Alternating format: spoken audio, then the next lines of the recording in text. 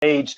Gentlemen, thank you so much for joining us. Bill Heinecke is the driving force behind the leading global brands under the Miner Group umbrella since he started in the business world at the age of 17. Miner today has 2,200 restaurants, 400 retail trading outlets, and over 535 hotels across 55 countries from Australia to Brazil.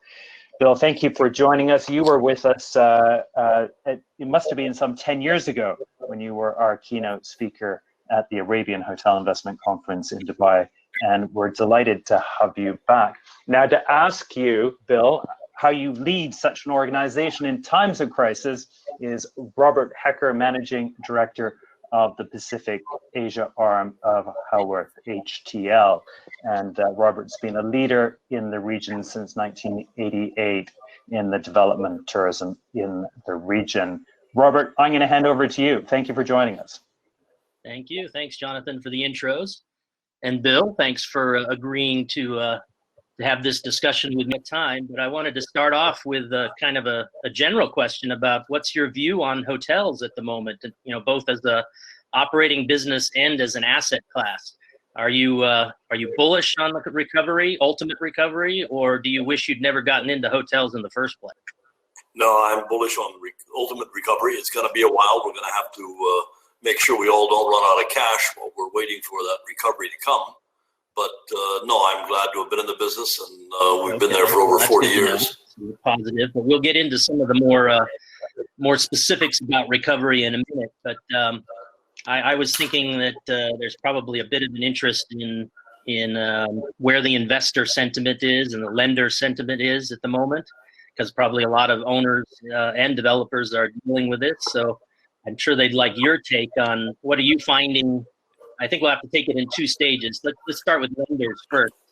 Where are you finding the lenders in your discussions with them? Because I'm sure you're having discussions with them, because I'm sure you have debt somewhere. What is the sentiment from the lender side, and are they being flexible? What's the attitude? I think the lenders generally have been very supportive of us. We were, in the market when we went to purchase NH for about $3 billion, a year ago. And generally our bankers have been very supportive. It's not so much the availability of cash, but we have to be very careful to maintain our leverage ratios for debt equity, et cetera, in order to make sure that we don't violate any of our covenants that support our credit rating. But generally, we're optimistic. We're obviously going to have to go back to market. We've already contemplated the canceling of our dividend this year and doing various things. But all in all, I think most people have seen this as a crisis. We didn't. This is a health crisis, and we're going to get through it. But we're all going to need a lot of patience and support. Would you say that the lenders are... are you already engaged in restructuring discussions, or is it sort of a pause and then restructuring will happen, a few months from now? I don't think we're not looking so much at restructuring as we are about adding some more equity. We're current in, we have, I can't remember, but I think we have about 50 billion in credit lines. So we've got enough money to certainly last us for some considerable time. But as I said, the key thing is not so much having the availability of cash, it's maintaining the various ratios that give us our credit rating and allow us to continue to be able to tap markets at low cost. We're also very keen to make sure that as we come through this crisis, as I've said many times, emerge from the crisis will only go to those people that have been able to protect their cash and their balance sheet. Right. Okay. So then going on to the investor side, what have they been? Are they also the understanding types? Yes, I think so. I think most people have seen it. Our share price has fallen almost 50% from its all-time high. So we're fairly priced, I would say, at this moment.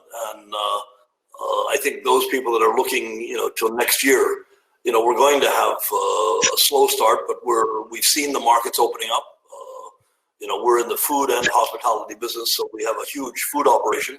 Our food operation in Thailand has done extremely well with delivery. Our food operations in China have returned almost to pre-crisis or pre-corona virus levels. Vietnam is now open for domestic travel, so our 5 hotels there. A little bit of light at the end of the tunnel, and we remain optimistic that our lenders and our investors will also see that and remain supportive as we go forward.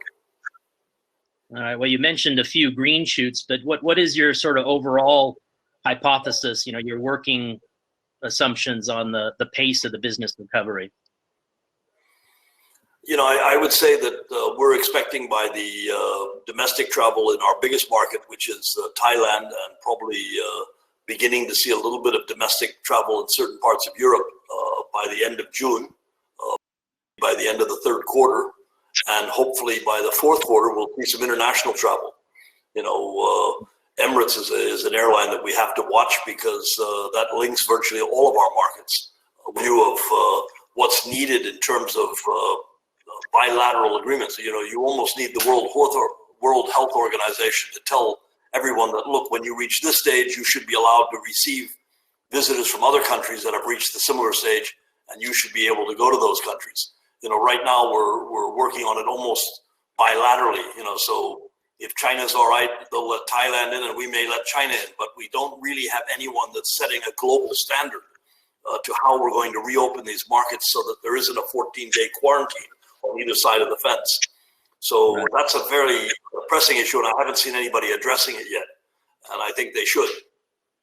Yeah, and you were thinking that probably the right authority for something like that is WHO, and then tied in with WTO?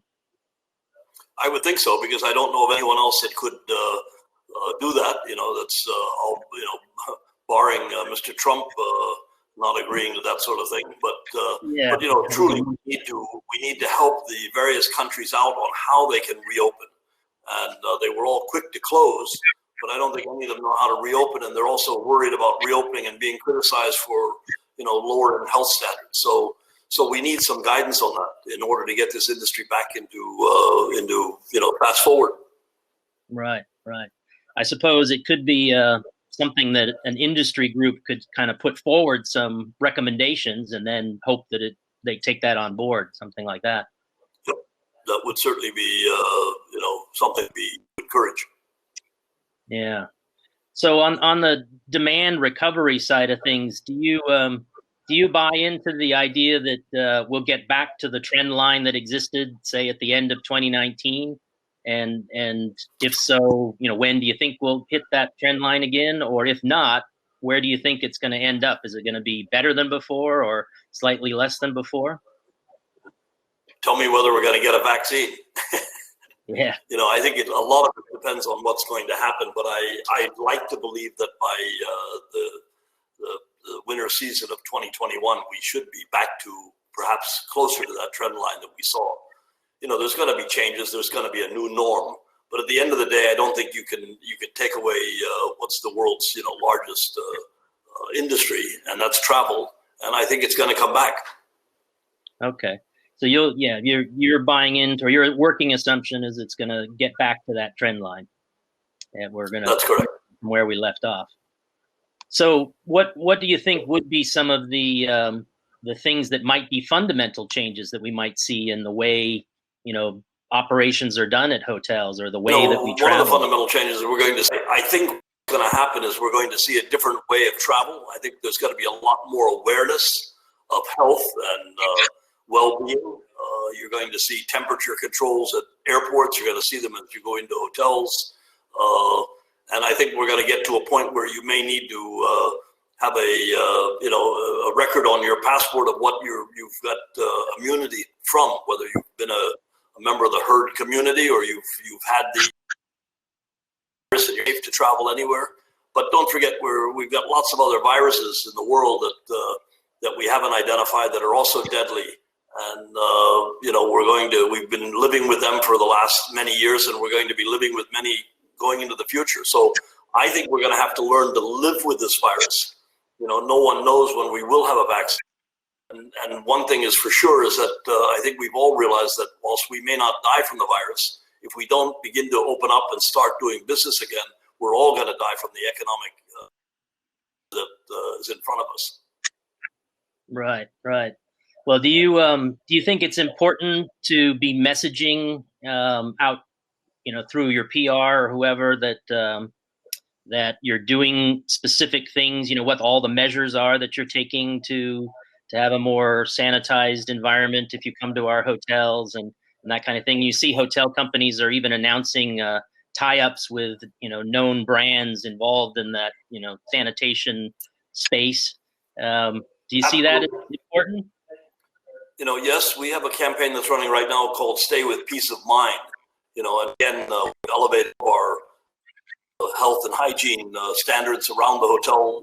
We're also very big in the food and beverage business and have been for many years, where food safety is probably one of the most critical aspects of that.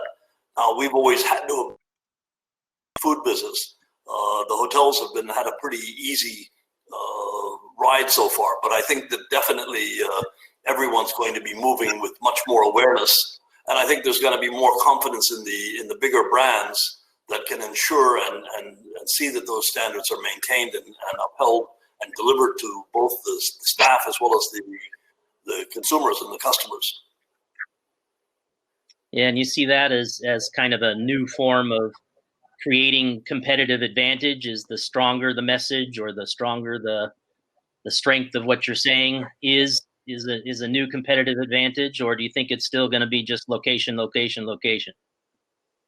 I think it'll be, location's always going to be important, but we've just got to understand that, it's some people have been arguing for, the airlines to have a third seat, the middle seat empty.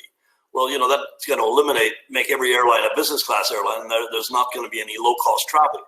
So we're going to have to accept that there's going to be risk with life. The fact that, people are still allowed to smoke in various parts of the world, even in spite of the fact that it's a proven fact that it's detrimental to your health. What are we going to do? At the end of the day, people are more aware. Social distancing will be with us for a lot longer than we probably think, but I don't think it's going to change our business fundamentally. Right. So there's not some new strategy that you think is going to be necessary for a new normal that No, there's going to be a lot of small things that we're going to have to adapt to.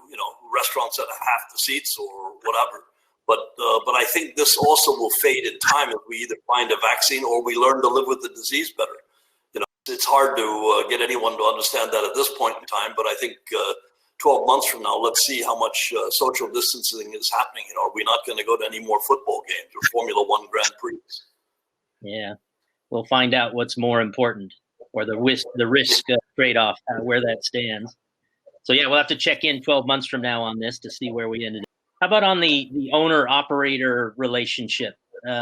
You've got still some situations of that, as well as I'm sure you have lots of friends who have a third-party operator, and you also work with third-party owners with some of your operated properties. How is that relationship faring, and how might it be changing, if at all? I think the important thing is to make sure we're closely aligned. They're not going to have problems in that relationship when they look at things differently. There's no question that some of the big operators have now become so big that they're competing with themselves. And if you happen to be an owner, one of those that is competing with themselves so much, you're definitely going to think that your relationship isn't aligned. So I think that's going to be a change. Fortunately, we're a fairly small operator, so we don't have in very many instances, if any, where we're directly competing with ourselves. Okay.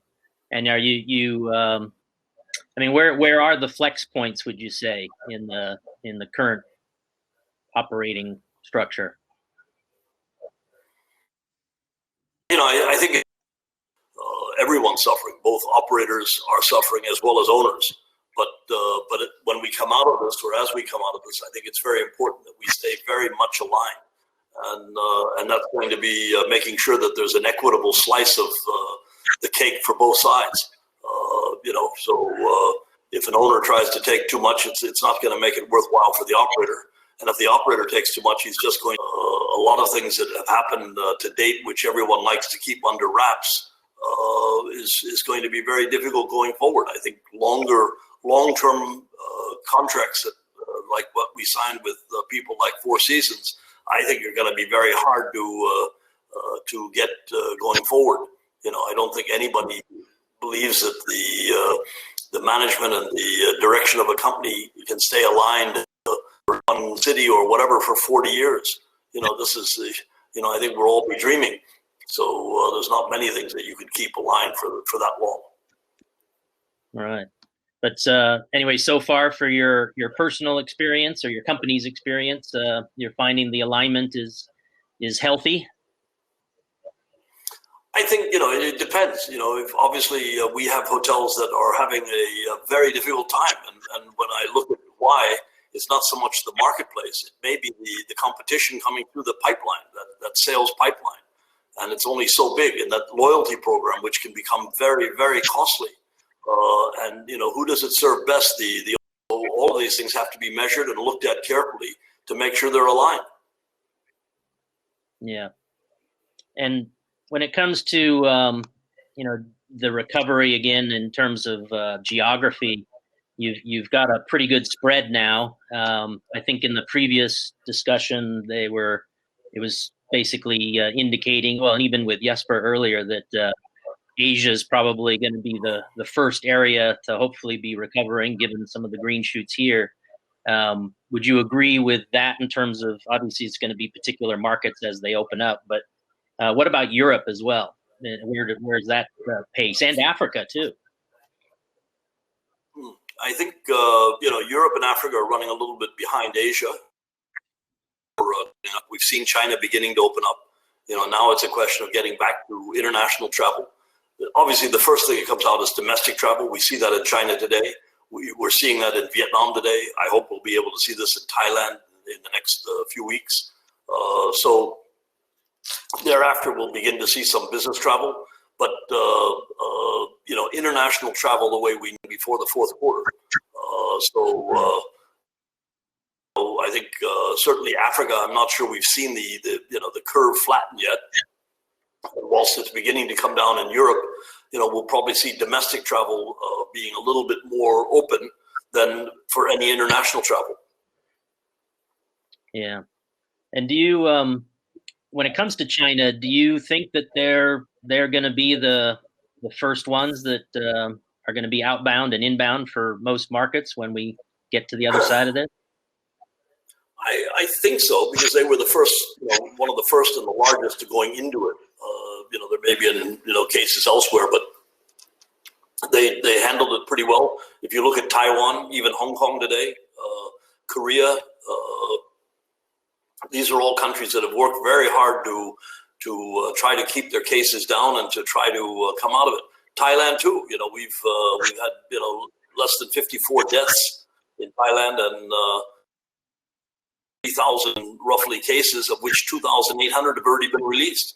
We have less than 200 serious cases still around in the hospitals. So but yet we're still have a total ban on alcohol consumption in restaurants and hotels, and even the sale of alcohol is banned in various parts of the country. So we've cracked down on it pretty hard in Thailand, but now I think we urge the government to do that at an early stage, but not because it's critical to get back to work. Right.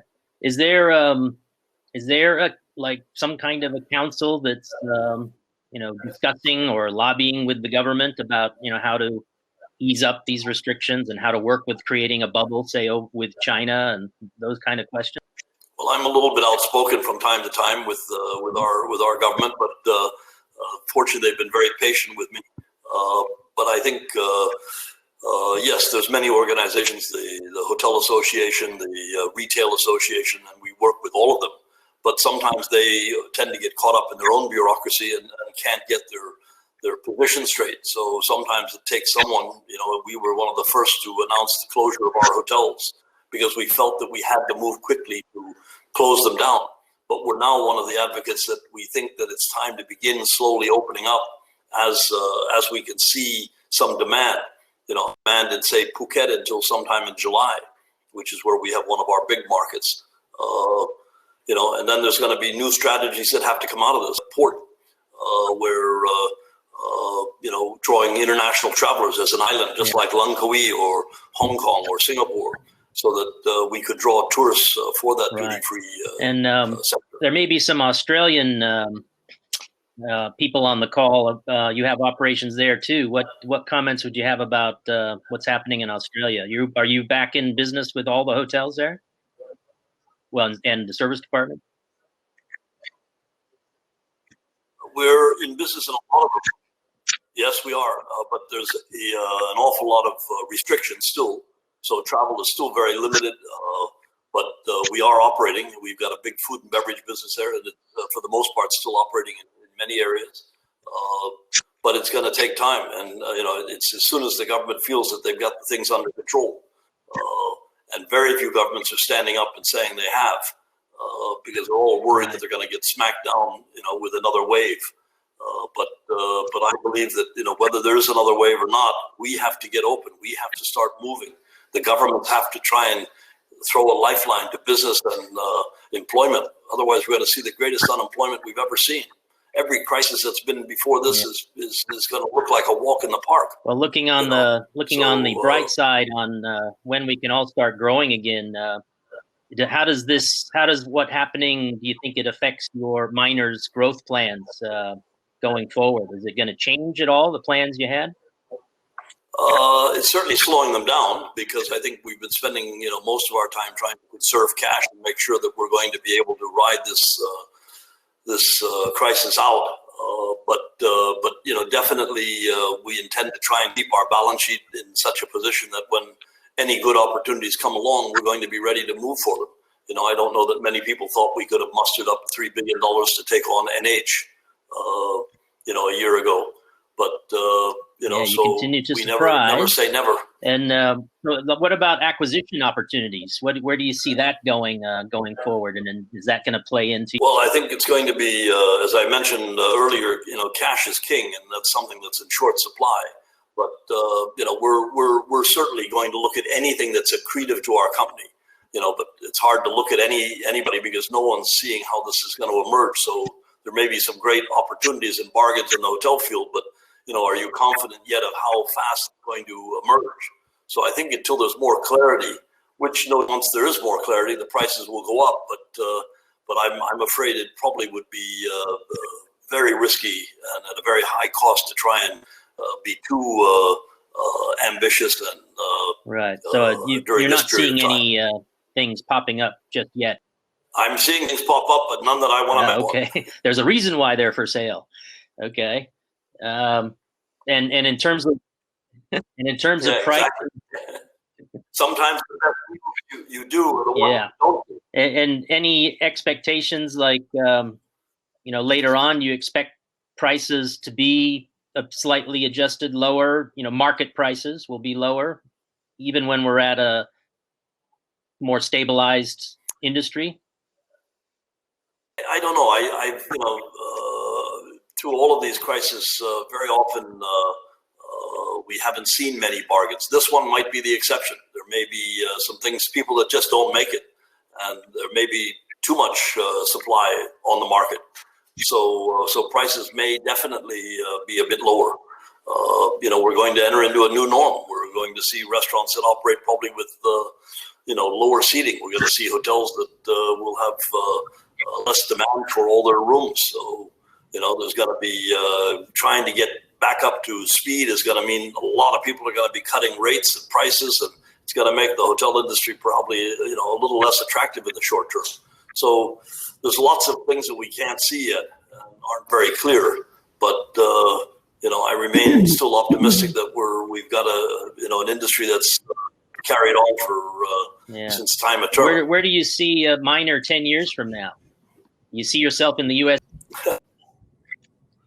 10 years. A connection point. I wasn't sure what our start time or whether we were sticking to our 30 minutes or not. So I was trying to go for every second I could. Any last thought you wish to share, Bill or Robert? Well, I'd like to thank Robert for taking the time, and Jonathan, and everybody for having me on here. I'm glad that somebody still wants to listen to me, but in any event, it's been an exciting couple of months for all of us, and but I look forward to beginning to emerge. Brilliant. I must thank you both before you disappear, so please don't turn your cameras off, as this has been such a valuable conversation, because it's exposed the complexity of this time and the variables that are moving. I have to thank you immensely for the amount of focus you put on the WHO, because ultimately this is a health crisis before this is a financial crisis. It's a financial crisis that directly links to travel, tourism, and hospitality. But indeed, until we understand the virus and its life cycle, until we understand when a vaccine is going to be mass produced and available, and until we understand the risk of a second wave, we are living the great hypothesis before we even get into the next normal. So from a UNWTO perspective, I thank you enormously for that, because we are in such a delicate time, and keeping things in perspective is very difficult right now when there are so many risks of, as you say, Bill, the financial health of the country and the world collapsing at the same time as the physical health. So thank you for that. And how we see protocols and policies unfolding, that is yet to be seen. But I thank you both, and we're very grateful for you. And Bill, absolutely, you are one of the backbones of this industry and one of our elders, I say with great love and affection and respect.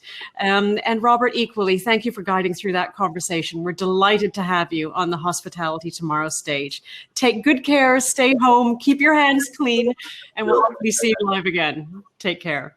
All right, thank you very much.